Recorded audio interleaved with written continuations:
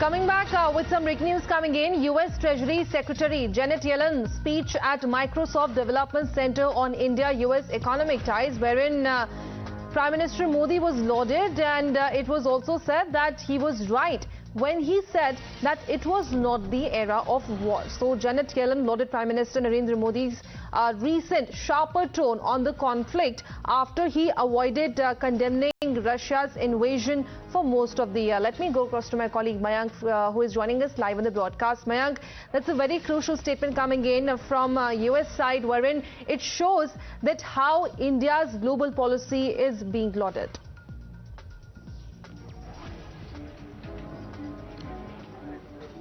Well, absolutely. Treasury Secretary Janet Yellen, who is on her first visit as the Treasury Secretary to India, she clearly stated that Prime Minister's stand on the war in Ukraine, which she called a barbaric act by President Vladimir Putin. He said that Prime Minister Modi was very right in saying that this is not an era of war. Remember, he said that face to face to President Putin while having a bilateral summit with President Putin on the sidelines of the SCO summit in Samarkand, and that statement highlighted and resonated across the policymakers, foreign policymakers in the Western countries, which were very skeptical at the start of the war.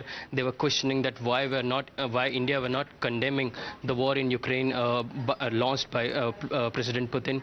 But now this has come, into the picture that India had their concerns, and those concerns were highlighted by Prime Minister Modi while having a bilateral summit with President Putin at the sidelines of on the sidelines of SCO summit in Samarkand. Also, Secretary Yellen highlighted that this is an inflection point for democratic countries, because there have been questions marked on the question that can democracies deliver on the idea of economic objectives for their people.